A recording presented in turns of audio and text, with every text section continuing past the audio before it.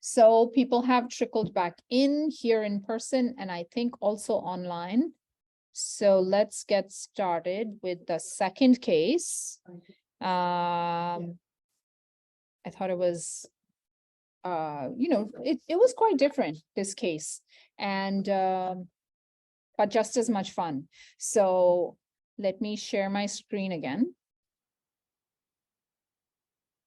So this is a case of a 65-year-old male. Okay, he lives in Sweden at the moment, but he has Kurdish origin and he lived under Saddam Hussein. And he was part of the Iraqi army and the life was really hard. He had a huge family there. He couldn't stand the life in the Iraqi army and he deserted. But he deserted the Iraqi army and ended up joining the Kurdish, the Peshmerga is, I looked it up, I didn't know myself. The Peshmerga is a guerrilla army that belongs to the Kurds. And it has a huge history of thousands of years of a warrior tradition of rebellion. So it is a rebellious army, and because it's a small army, they tend to use guerrilla tactics. So it's a guerrilla army. And so he went and joined them voluntarily and fought for 2 years. You know, many of his friends died. And then eventually he was able to come to Sweden as a political refugee. He had left behind a big family in Iraq. And when he arrived in Sweden, he got married and he had 5 children. And I thought, don't know, it's a little interesting that he left behind a big family. And then when he migrated, he created another big family. And I thought that was interesting. He worked in different occupations, and then he was granted permanent sick leave because he has had for a long time problems with gut issues, intestinal issues, and he was diagnosed with Crohn's after many years, which is an autoimmune condition. He's had a lot of operations, removed small parts of his intestine each time, and those are his medications. So let's look at the person. So he's a very social person. He can talk to anyone, even if they don't speak the same language, he can communicate with them. He attracts people. People love him, whether they're young or old. And he wants people to have fun and he plans things for them to have fun. So he's very social. But at the same time, he's very critical and very angry, and he can speak his mind. So I expect that means no filters. He can be very blunt and critical and censorious. The other thing we know about him is that all his senses are very acute. He has good eyesight, even at night, extremely perceptive about every detail. His smell and hearing is sharp. And this is not just hyperesthesia in the sense of, your senses are out of control. This is more about his senses are acute and attuned, because this says he can even hear how the children are feeling from the sound of their footsteps. This is not just that the sound is magnified in his ear. It is that he's able to use his senses to extract information from his environment. And this is a different way of having heightened senses than a spider who can't stand touch or too bright lights or color. That this is a different, so don't confuse the two. He's always really nervous, but he doesn't admit it. And the example that's given is that of planning and preparing for dinner. But in the previous paragraph, we see that he's also an excellent cook.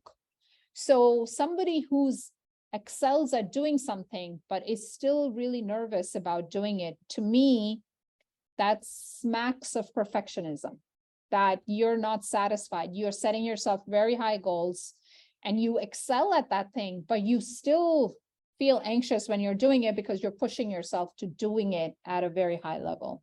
That's how I interpret that. He Is self-conscious. He's extremely ashamed when his gases smell, and he wants to use his own toilet because of the smell. And so the earlier example talks to perfectionism, and this talks a little bit to me about fastidiousness, which is slightly different from attention to detail and perfectionism. Then he's a leader type, but he did not succeed to be acknowledged by his family or at work. And he often comes out as dictatorial. He's interested in news, especially about Kurdistan, keeps abreast of all the developments. He's interested in solving problems with people or things. He carefully thinks things through, tries different options before he finds the best way to do a thing. That, again, to me, goes back to perfectionism, having very high standards and doing the groundwork and then getting to the best thing and executing at that high level. But once he does that, and this second piece goes back again to dictatorial to me, because once he decides and makes up his mind, he's not open to any other opinion, and the things have to be done his way. And he has no patience with ignorant people, which is, I guess, people who haven't done their groundwork and gone through 10 different things to find the best thing. He can explode in a rage and be violent towards family or someone treating him badly. It was worse when he was younger. And then we have a little piece. He's 60-year-old man, very aware of his looks, cuts his hair often, wears nice clothes, gets manicures and pedicures, wears too much perfume. So there's a vanity there. He's economic, aware of the prices, doesn't mind buying secondhand, cleaning it to save money, doesn't like to waste things or food. He's often hungry and eats very much. The food has to be good. Again, high standards. He will complain about bland food. And when he's hungry, he's in a terrible, so averse hunger, or hunger aggravates, he gets hangry. Loves to drive his car and go on holiday by car to warm countries. He likes the life there with busy street life day and night. So again, very active, very social. And then the homeopath wrote, I forgot to write to you about the most striking symptom, his way of immediate action and courage. So, and this is a whole story, it's like a movie, about how when Saddam Hussein bombed the town that he lived in, his family scattered, he lost contact with them. He moved to Sweden, but he kept trying to bring them, but he didn't even know where they were. He didn't know if they were in Iran or they were still in Iraq.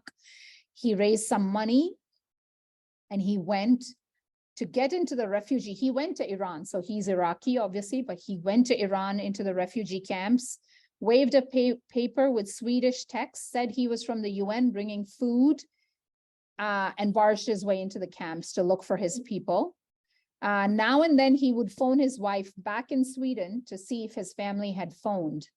And one day they did phone, and he could go to a town in Iraq to find them.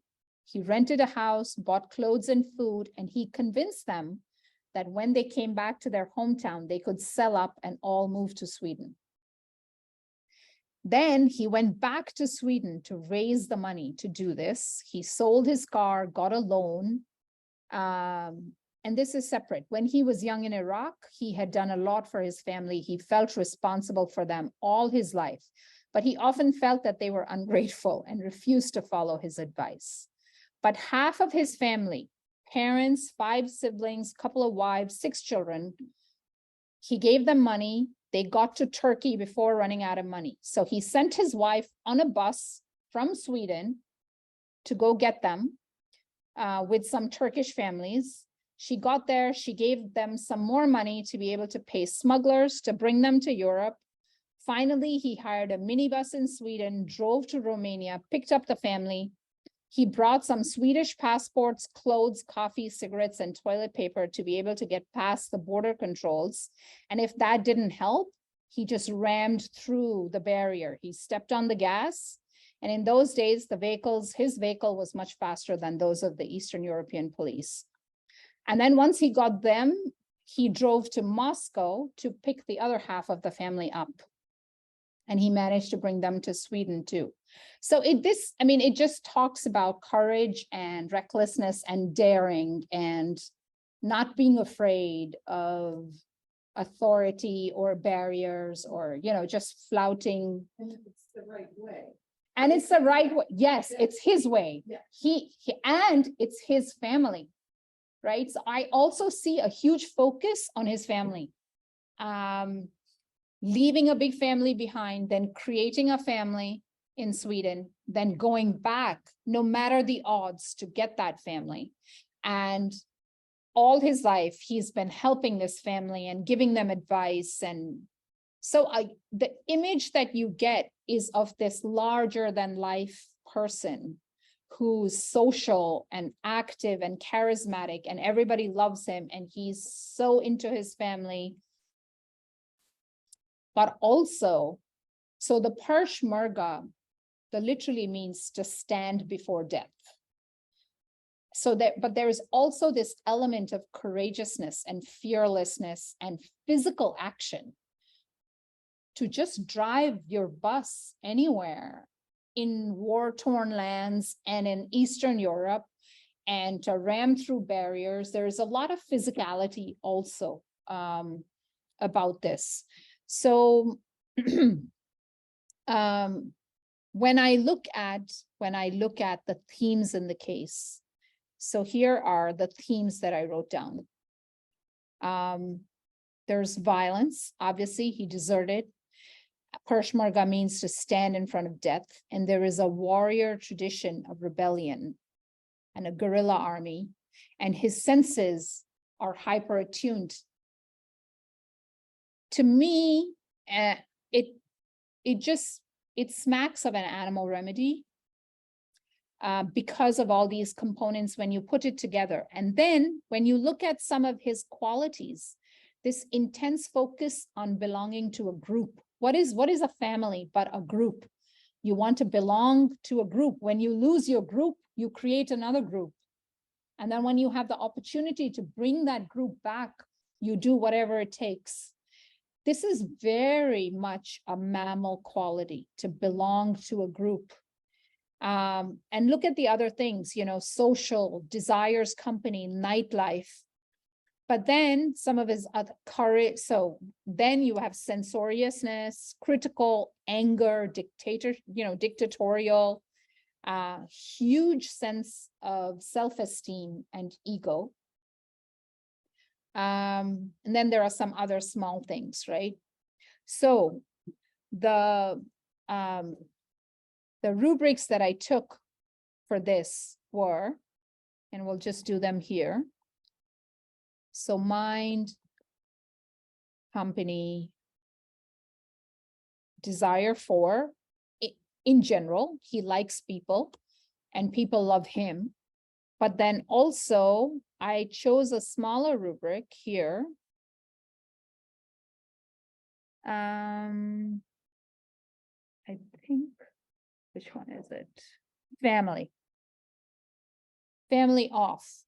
So the family of his company, the company of his family. You're not seeing any control issues there?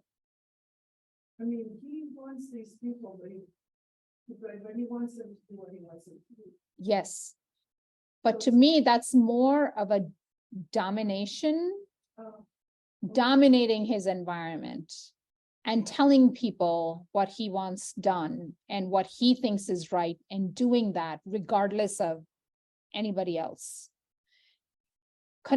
Control issue, like in the previous case, this is about being scared of unpredictability and wanting everything predictable and controlled. They're two very, you can say both are control in a layman's sense, but if you look into the actual behavior, one is driven by fear and insecurity, and the other is driven by ego and this sense that you're right and that everybody else is ignorant. And you're going to tell them what to do, and you're going to impose your will on people and circumstances. So to me, there are two different things. Okay, yeah, I see that, you say it very clearly. Yeah, Yes. it very makes clear. Okay, good, good. I see it. Okay. Okay, so I added two company rubrics. I added one just desire for company, and the other one that I added was desire for the company of his family. Because there is, a whole family dynamic here. And then the other thing that I see very strongly here is, so I'm going to go back into the main rubrics because I was in the sub rubric and I just hit my left arrow key.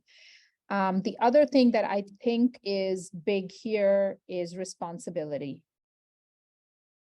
And I'm just going to add, instead of just putting responsibility, I'm going to say strong, or too much responsibility. And so I'm going to add that.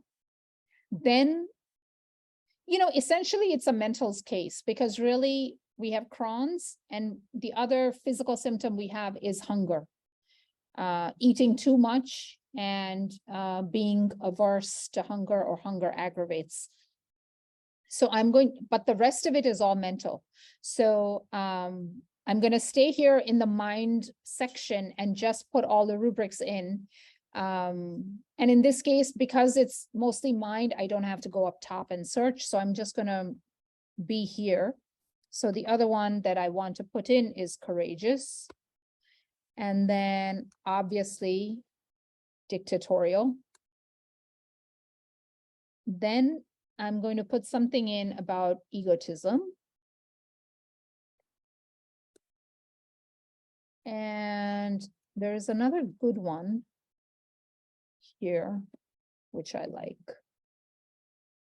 That he is a great person, even though his family doesn't see it. He thinks he's great. And he feels like, if you go back here, he feels they're ungrateful and refuse to follow his advice.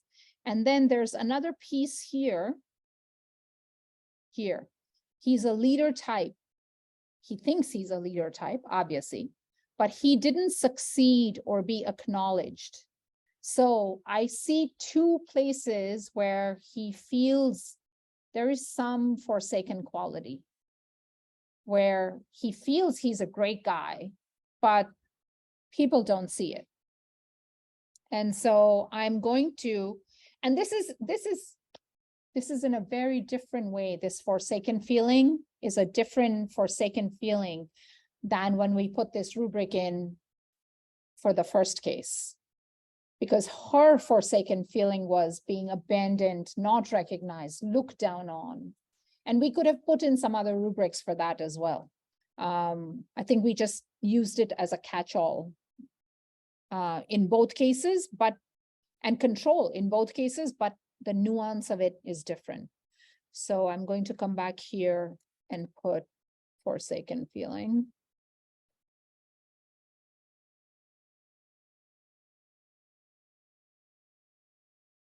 Where did I see? Am I in the mind? Okay, so now I know I just used forsaken feeling, so I'm not sure why I'm not seeing it.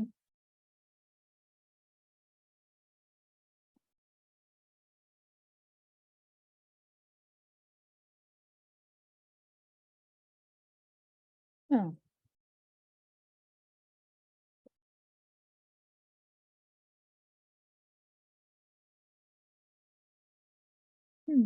Okay. Here we go. Forsaken feeling. Where does it come? After forlorn. Okay. So forsaken feeling. And so here's our rubrics. Let me see, there's some new things on the chat. Can you tell more about the sensation rep, please? Sure.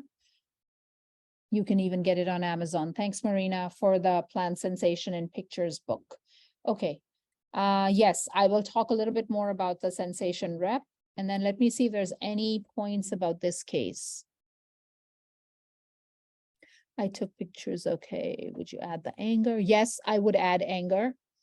Delusion forsaken. Yes, there's that too, Marina. But I found forsaken feeling. It's a sort of a catch-all. And we can definitely add other. There's a lot, there's forsaken in other parts of the mind section. But we can definitely, the reason I like to add anger, I do, because he has so much anger and he can be loud and blunt with it. The issue with it is it's such a large rubric, but let me do it anyway. I think it's an important rubric here.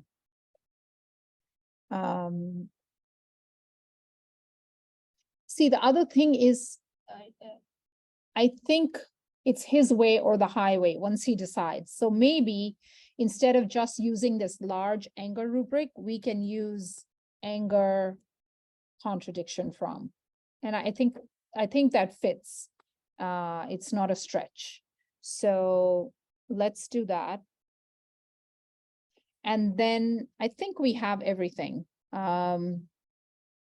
So let me go back here.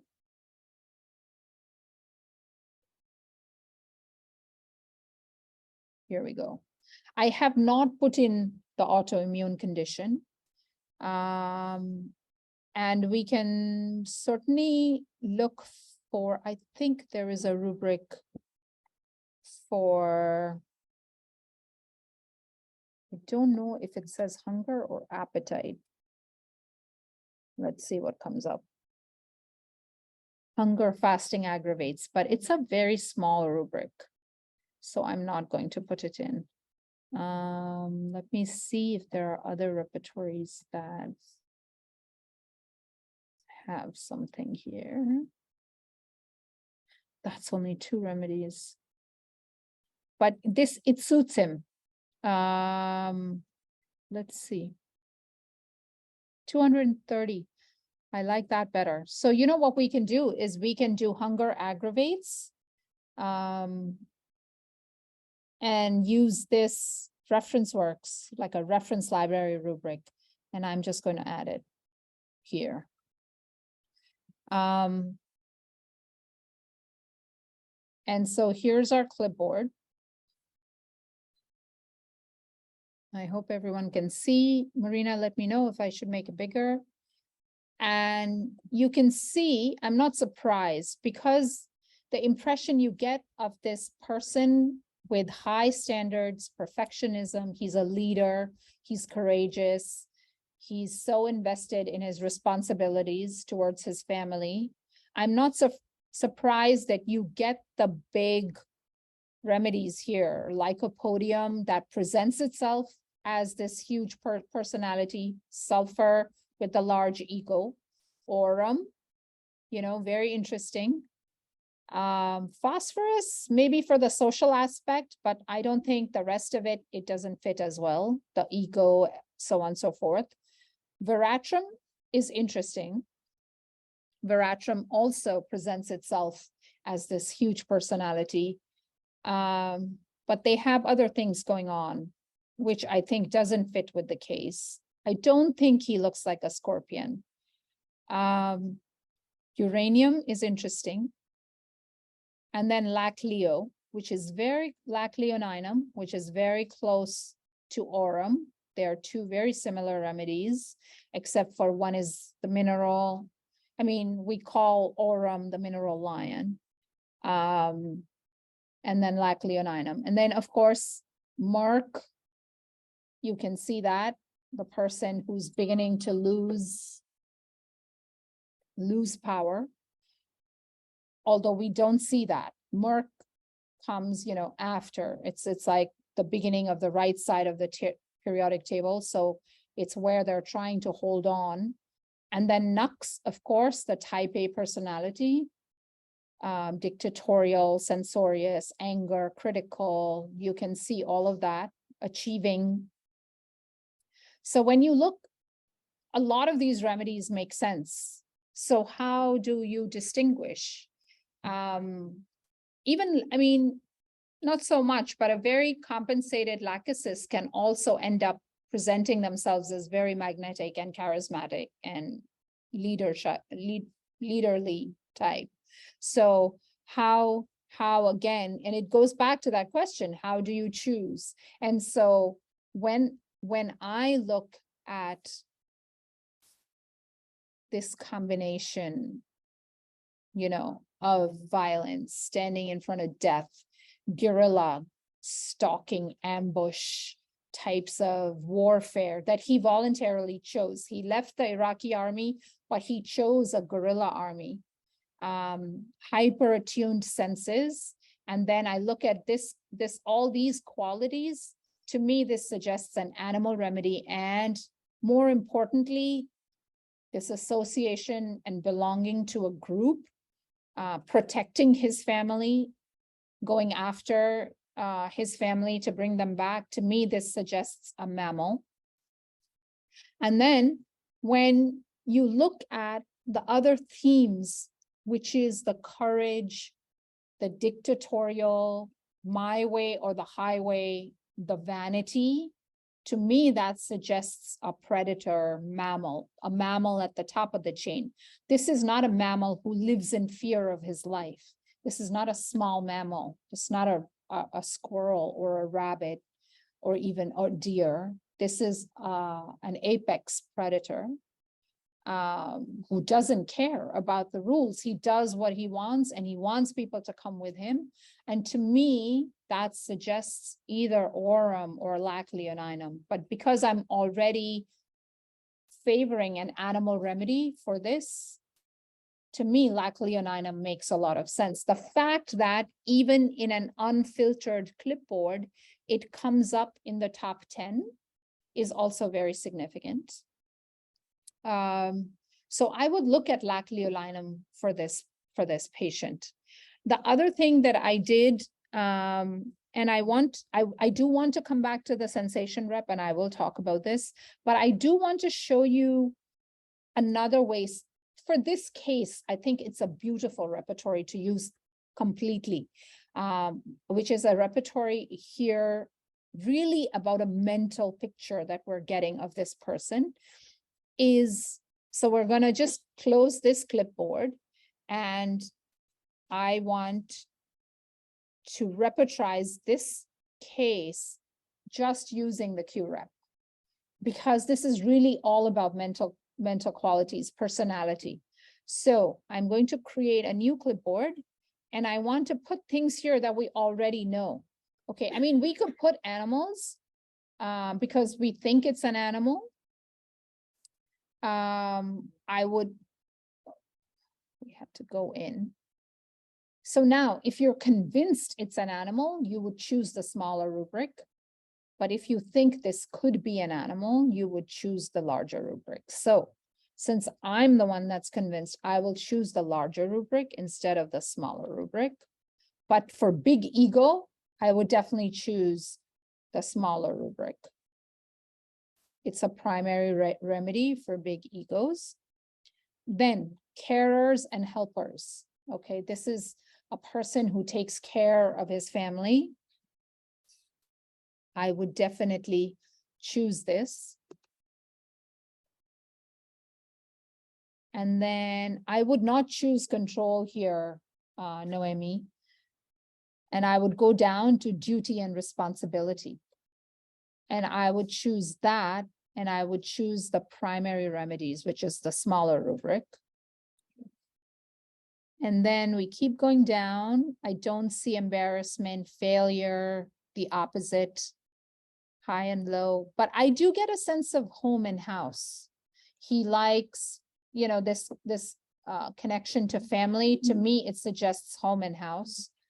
And so I won't choose the primary, but I would choose the larger group. And I would use judgmental because he makes judgments and then he goes with them, the ones that he's made, and then he judges other people if they're ignorant or less proficient. So I would definitely use that quality. And I would put judgmental quality. And then let's see what else we have here. there's a money quality. But to me, it didn't seem like he was obsessed with money. It was more about not wasting resources and being efficient and not wasteful. So I'm not going to put that. I'm not going to put OCD. I might want to put opinion of others, because I think he feels somewhere that he wasn't respected, that he wasn't given his due by his family members or at work. He expected to be more successful than he was. And I will definitely put in perfectionist. I think that's, let's put in both, because I'm not sure. I think it's there for him strongly, but we can definitely go for the lower one. And I would put in type A.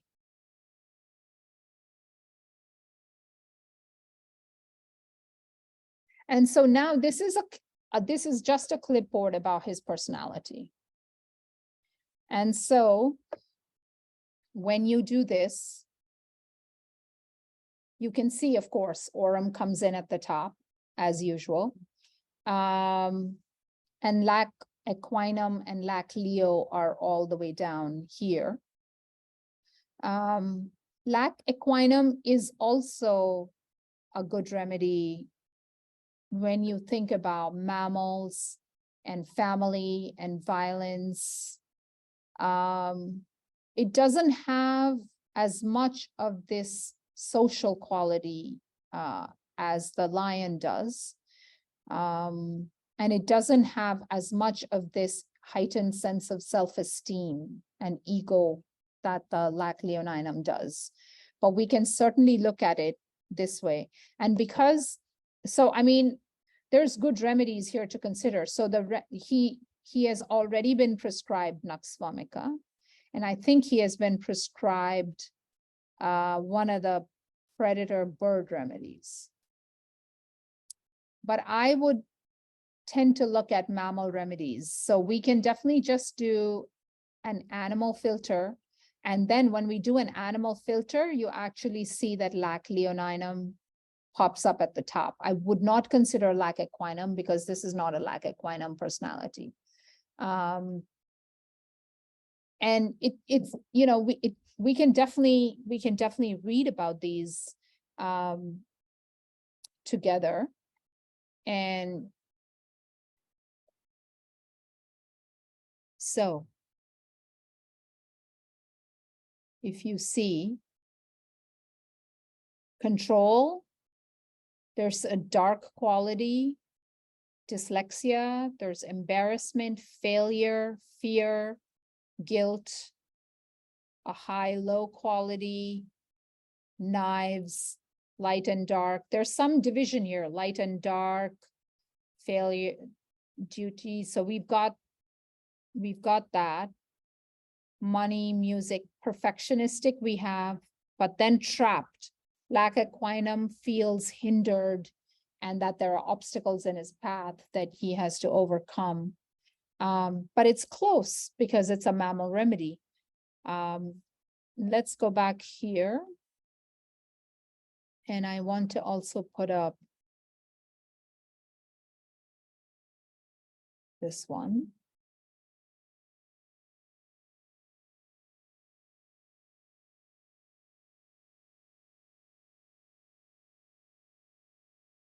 And we can see the two side by side.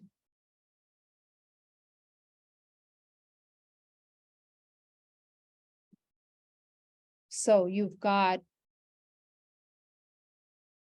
interestingly, so the first column is lac lupinum. When I hover over it, you can see it at the bottom. It says lac lupinum. And when I hover over this, it says lac equinum. So you can see that some things are more prominent here and less prominent here. What's prominent is duty and responsibility, embarrassment, which is not, and failure in lac equinum. It's a darker remedy. There's more, there's less a sense of self-esteem because you have failure and guilt and embarrassment. in lac equinum. In lac lupinum, you don't have that. But you also don't have that huge sense of egotism and being the leader and dictating. That sense of domination is not there, that you see in this person, this sort of larger than life, huge family, everybody should defer to me. I know what's right and I'm going to do what's right. And you guys don't. This is the sense I get of this person. So that takes me very much to lac Leo as a remedy, which is here. The only thing, and it does come up, so the only thing actually that is, it's not in the primary remedies for perfectionism. And if I delete that, then it actually pulls up to the top. This is not carcinosin because we know that it's a completely different remedy. The other thing that would be interesting to look at here is to get rid of the filter. And I also want to show you, because aurum pulls up at the top, and it's interesting to see why this is lac leoninum and not aurum, because they are so close. And so what I would do here is, you see, he must perform tasks which are impossible or much beyond his capacity. He demands of himself industry, responsibility, conscientiousness, duty to the highest degree, uncompromising principles, and goals that are beyond the possible. And he almost destroys himself in trying to achieve them. His survival depends on his ability to take on these huge responsibilities. He's afraid of losing the confidence of others and of himself. He has a feeling he may fall down from this high position, etc., etc. Highly moralistic, principled, and orthodox. So the aurum people that I have known that I've given successfully aurum to almost present themselves as very sober, conservative, serious, responsible people. They always do what they think is right, not in the lac leoninum way where I know what's right, even if it means breaking all the rules, this is right. But the aurum person actually follows the rules. They're very conscientious and serious and sober, and they're almost weighted down by this responsibility that they've taken on. Whereas if you look at this person, he's a party person. He loves socializing and planning and being out at night and taking the car and just driving off to a warm country. You don't get that feeling from an aurum. An aurum is not a carefree person. An aurum is weighted down by their responsibility, and it makes them serious and sober. And so while aurum fits really well with the rubrics, to me, the mineral aspect, it's all about, I have these goals, I have to achieve these goals. If I don't achieve these goals, I'll fall down from these goals. And then, you know, that's just a lot of guilt and suicidal feeling. That it's all me. Can I do this? I have to do this. Do I have the capacity to do this? And the goals that they set themselves up are very high. Whereas the lac leoninum person is the king, and he knows everything, and he's magnetic and charismatic and loud and dictatorial and critical. To me, personality wise, if you look at this, it fits lac leoninum, and that is the remedy. But you know, there are several other good choices. And given that we have a small excerpt of the case, we don't know how he feels. We don't know what he fears, what his dreams are, other things. This is really going on the mentals of the case. If you just look at the mental themes, then you can see that aurum is the #1 remedy and lac leoninum is the #5 remedy. But aurum is also the much larger remedy in the materia medica, and lac leoninum is a smaller remedy in the materia medica. So that it pops up at #5 is very interesting. And then if you look at our conventional complete repertory rubrics that we put together and we repertorize them, even when we don't filter, lac leoninum is in the top 10. And if I filter for animals, then lac leoninum is the #2 remedy. I'm not even filtering for mammals. If I filtered for mammals in both clipboards, then lac leoninum would be the #1 remedy.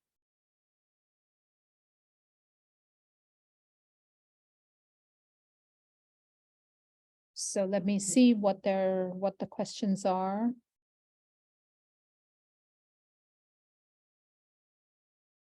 Sure. So Christine is asking, Crohn's is a pretty significant pathology.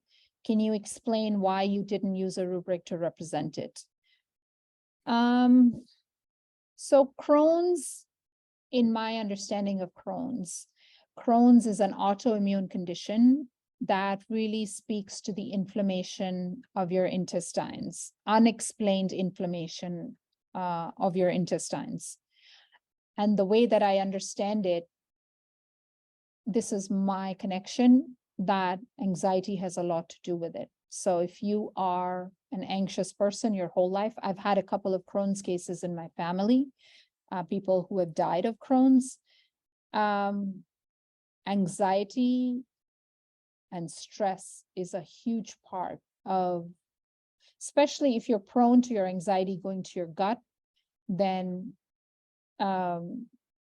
it's seen as a cause for Crohn's. At least homeopathically, I would see it, even if conventional medicine wouldn't. He does, and we didn't repertorize this. So instead of actually putting Crohn's in there or putting autoimmune conditions in there, I would rather repertorize anxiety. And you can see anxiety. I mean, you know, if you repertorize anxiety and he has anxiety, we kind of transmuted the anxiety into perfectionism. But I would also expect that if he was doing all these things, we know that he was doing all these things to bring his family back, but he must have had moments of fear. And obviously life in the Iraqi army was not good. So there must, I don't repertorize the Crohn's when I have just the Crohn's to go on, because to me, the remedy that is going to help you is the remedy that is unique to your situation and the person that you are. The thing that makes you the most unique is not your physical pathology. Sometimes it can be a combination of physical pathology, like suppressed eruptions that lead to something else, for example. But just having a particular disease is not unique, because there are so many other people who have Crohn's. What is unique in you as an individual is who you are as an individual. So I'm really, I guess, firmly in the camp of what drives the uniqueness of the prescription is the uniqueness of the mental aspects of a case, whether that comes from who this person is or how they feel their situation. So in the previous case, the uniqueness came from how the patient felt her pain and the fact that it was all about the pain and that she felt like an outsider. So to me, that was unique about her. Where she felt the pain, the bladder spasms, all that to me was less unique. And so when you put in a lot of stuff in the analysis, some of which is less unique and more common, then it dilutes the pointedness of your approach, I feel. So I would rather take fewer things, but that are more unique, and have a smaller clipboard. But it's really focusing in on the things that make that person that person. If there was something very unique that we knew in this case about his Crohn's, then I would put it in. But just Crohn's, I wouldn't put that in. I mean, we can, you know what? Let's do a search for Crohn's and see what comes up. So you see, there are 16 remedies. It's a really small rubric. I can look at some of the clinical repertories. Okay, there's only one remedy. Let's look at Murphy's Medical, which is a very popular clinical repertory, and there are only 12 remedies. So I feel like if anything, putting a rubric in about Crohn's instead of informing my my analysis is going to restrict it. And I'm only going to be looking then at remedies that some people think are helpful for Crohn's. So yes, I'm sure these remedies are all helpful for Crohn's, but that doesn't mean that other people who need other remedies can't get Crohn's also. Does that make sense? It's not just that everybody who gets Crohn's needs one of these 12 remedies. There are other people who get Crohn's. So to me, Crohn's is not very individualistic. Yes, exactly. Thank you. Yeah, thank you, Christine. I totally agree with what you said. Let me see on the Q&A box. Okay, I did add the anger. We did that. I have to go. Okay, no problem, Marina. Has he taken the remedy? Hasnat, no. This is a case that was sent in by a homeopath where they tried Naxwamica and I think Falco peregrinus, and it did not help them much. And so I am working the case through the program with you guys, and I'm coming to this remedy now. I will, the homeopath who sent in the case is following along, and they're welcome to see if they like what they're hearing and it does make sense to them, go back and maybe reconfirm with certain other aspects of the case, then they'll take the remedy. So here, let me close out my chat boxes. And so here, I think, so I repertorized using just this repertory of qualities, mental qualities, and then I repertorized using a more conventional repertorization. We did not have any sensations in the case, so that would have been a third different way to repertorize, which I did in the previous case. And I can talk a little bit about that once we are done. So if there are any other questions, otherwise that's pretty much, let's see if I have any other thoughts when I looked at the case. Yeah, leader, ego, vanity, ambush, guerrilla warfare, head of the family, demands respect, dictatorial. To me, that all spells Black Leo, assuming that you have the background of that mammal kind of. So that's the second case. And then I'm going to close these, and I'm just going to spend a couple of minutes on the sensation repertory. So the sensation repertory is something that comes with a module called Vital Quest. Here, it's here. And Vital Quest was written as a sensation module to help homeopaths who were working with sensations. And the sensation repertory is what accompanies this. And because it is really about sensations, you can see everything here: acrid, active, adventure, affectionate, afloat. These are all kind of sort of sensations, or in some cases, I would argue they're also emotions. But this can be used if you're practicing in a sensational way, like the previous case was, and you have asked the person really, what is the quality of the pain, or what is it that you feel in here? How does it feel when they're mean to you on the playground? And you try and get a sensation out of it, either in the body or in the mind, or in the experience of that event. And then you try to find the sensations here. But when you do this, so let me show the remedies. You don't get remedies, you will get remedy groups. And so, for example, in the last case, accepted need of being, and I think Piyush suggested Lily Flory. And that's, you know, that is a very big deal for the Lily Flory. But you will get indications of where you can look further.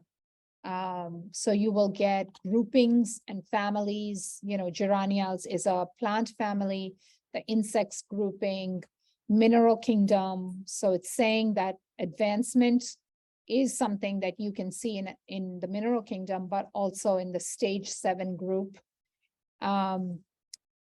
Row 4 of the mineral kingdom. So different, you know, different sensations, and then all the different remedy groups that would be indicated for that sensation. So you can repertorize just the same way that you repertorize with the complete, and then you'll get, you know, certain things that come up, just like we did the last case. You cannot get access to the sensation rep unless you actually buy the Vital Quest module. The other thing that's cool about the Vital Quest module is, you know, comparing. So, you know, if you weren't clear of how you would distinguish mammal remedies from bird remedies, from reptile remedies, then the Materia Medica here is written in a sensation way, and in a groupings way. So when you look at this, you know, the animal kingdom is about victim aggressor. Somebody is on top of you or dominating you, harassing, troubling, abusing. And that when these are the themes that you see in a case, you know that that case will need an animal remedy. And similarly, when you go to plants, you can, so there are, you know, different work that's being done. And his latest work is subclasses. And then if you go to minerals, we can actually click on, let's click on Aurum. So you can see the issue is about taking responsibility and leadership. What is the understanding of column 11, understanding of Aurum Metallicum? There is a lot of Materia Medica here that's written in that sensation way, and the sensation repertory supports this. So if you're interested, then just write to me and we can talk about it. So I think we're gonna wind up. So thank you all for attending. And that was a really long session. So thank you for staying on and all of your interesting questions and participation. If you have any other thoughts after this, feel free to write to me. If you have thoughts about the cases, write to me and I will pass them along to the homeopaths that sent them. Okay. So we're going to call it a close. Have a great rest of your day wherever you are. And homeopathy rules. Let's go do some good homeopathy. Bye, guys.